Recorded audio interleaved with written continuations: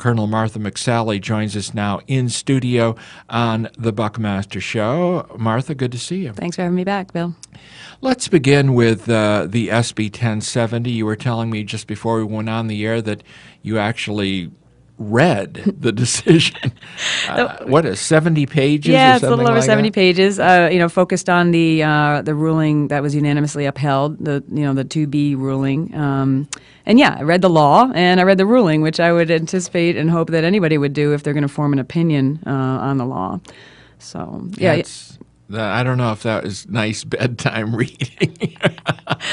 Well, that's the way my brain works. Like I said, if people are going to ask me for a statement like the Arizona Daily Star did. And I'm going to do that right now. Sure. What were your conclusions? Well, my conclusion was that, and I've said this before, that SB 1070 came about because Arizona is dealing with the fact that the federal government is failing. They're failing to secure the border.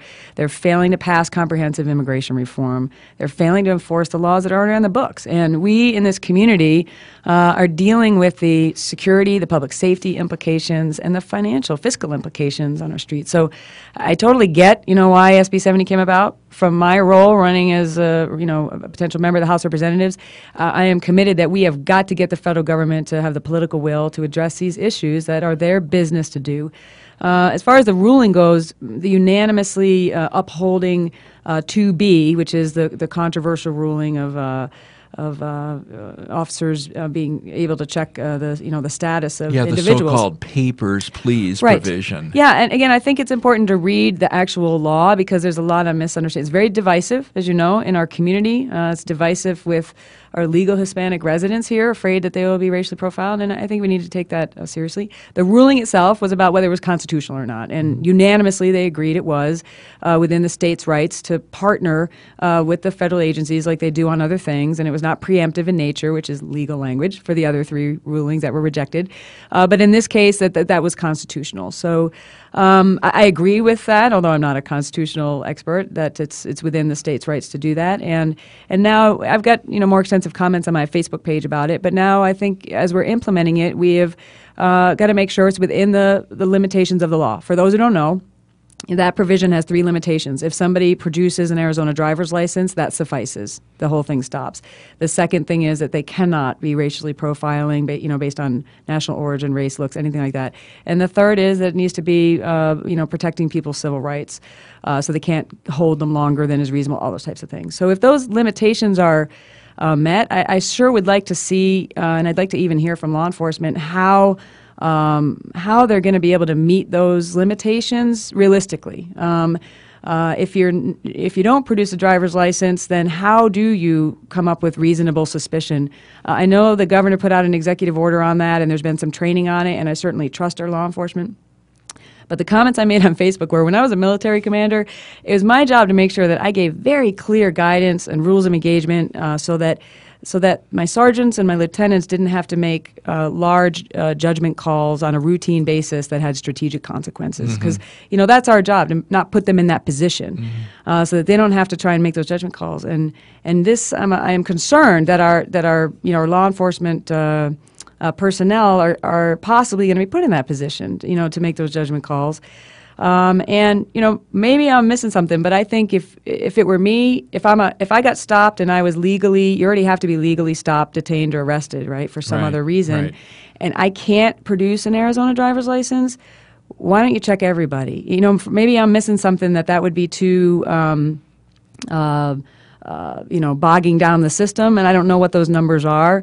But what makes me less suspicious than my Hispanic friend down the street who's here legally as an American citizen? I don't know how they're going to work that out. And I think those concerns of our legal Hispanic population here are worth considering as this gets implemented, and I'm just looking forward to seeing how law enforcement does this smartly in order to protect our citizens, to enforce the laws that are on the books, which we need to do in order to address the issues of those who are illegally, and do it within the limitations of the law. So long answer, but I've put a lot of thought into it, and you write about it extensively on your Facebook page. Yeah, I do. Martha McSally is with us. If you'd like to join the conversation, 790-2040. Let's talk a little bit about the discord. Is it over in the McSally campaign? And, of course, you had to let Sam Stone, who was with you from the beginning of your campaign, go over this odd exchange with the Barber campaign. And are there hard feelings from the Jesse Kelly supporters? There's been rumors going around that you and others have been tried to sabotage the Jesse Kelly campaign, getting Republicans to vote for Ron Barber. Yeah, let me just be very clear. I supported Jesse Kelly as our nominee. I stood up and said that on election night. I've declared that on my Facebook page when people asked if I would even run again in CD2. If he won in CD8, I was very clear that I would step out. We offered lots of support to the Jesse Kelly campaign on multiple occasions by me personally. We're never taken up on that offer for I don't know why, except for sort of that public endorsement that I gave at the Unity rally to follow the campaign. There were people out there, I'm aware, who were not a fan of either candidate, and when I heard about it, were saying, hey, let's just do this so that Martha can be our option in November. I would immediately rebuke that whenever I heard that. Did not sanction it, authorize it, or encourage it. And I have been under attack, as we talked about before we came on. I have been dealing with lots of slander from some of my previous opponents and their supporters. Folks saying some really awful things. Awful. I mean, first there, and I'll just get them all out there. They're spreading that I'm gay, which I'm not, that I'm pro-choice, which I'm not, and now the last thing they were spreading, as one of them was thinking about getting back into CD2, was that I was out telling people to support Ron Barber. These are all lies, Bill. They're lies, and politics is dirty, and my eyes have been open to it in my 6-month exposure, and it's just sad to me because it's fratricide within our own party, to use a military term. Yeah, that won't help in the battle ahead. No, we need to unify as a party. And so these attacks and lies, they're not true. I pride myself as 26 years in the military of being someone who's got integrity, who is transparent, and my campaign is transparent. I've got core values that I hold very near and dear to me, and I was supporting our nominee. I was considering myself the relief pitcher, basically, if our nominee could not win. And the Sam Stone matter? Yeah, and so in the midst of all this, and keep in mind, Sam, I owe the CD8 campaign to Sam, so I am not throwing him under the bus, and I owe him a lot. And he was just very helpful for us to be as successful as it could be. Sam got on KUAT Roundtable 3 times between the primary and the general election defending Jesse Kelly and speaking on behalf of him. When this Politico article came out on Monday, I was shocked by it. But also, having dealt with lots of slander already, I really felt like I don't want to react. I want to sort of get the facts and see if we can sort out the facts from the slander. Did that throughout the day on Monday, and by Monday night, even though this is not completely accurate, it was accurate enough to have me make a very, very difficult personal decision. A very just that easy, it would be too much of a distraction. And it would confuse the integrity of my campaign. And it was very difficult. It was an easy leadership decision. I've had to make decisions like that in the military before. I'll make them again if I'm in Congress.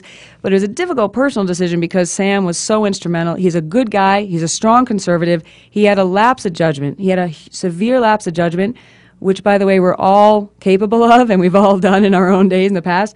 But I could not have him associated with my team anymore.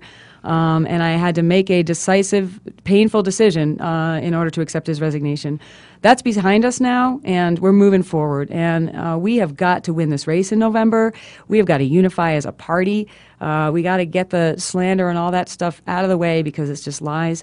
And we got to come together in order to support me now as the nominee, or presumptive nominee for November. So I'm asking everybody to do that. In all fairness, you do have competition in the primary. Mark Costanimi. Mark was on this program once before. We'll have him on again, as we will have you. Yep. And I have no idea what the big issue will be between you and Mark. I don't know if there is anything that has emerged so far. But your issue, bottom line issue or two, will be for the whole campaign? Hey, same thing as my last campaign, obviously. We have got to get this economy going again and get people back to work. We have got to get our debt under control. We've got to secure our border. The federal government needs to get out of its gridlock and do what the federal government's responsible for doing and not anymore with its overreach, constant overreach. And so, we have got to get the uncertainty out of this economy so that businesses can start hiring again and start investing the capital that they have. Consumers can start having confidence. So number one issue for everybody is economy and jobs. We got to be smart about turning our debt trajectory so that we're not on the road to Greece, which we're, in other countries in Europe. And we've got to address our national security issues. The most close to us is the border. You heard me promoting at the top of the show. We're speaking with some folks about homeless vets. That's a really sad situation. And the highest... The biggest increase in homeless vets are women. 35% of homeless men and women are veterans. And women are the highest percentage of homeless people. Women veterans are the highest percentage of homeless people in America right now. It's very tragic. People serving our country, sometimes deploying 4 or 5 times, coming back, they're on the street. And they're on the street. We've got to take care of this. We will be talking about that at the bottom of the hour. Martha McSally, thank you very much for being with us. Thanks, Bill. Thanks for having me back on. Okay, great. Take care. Coming up now.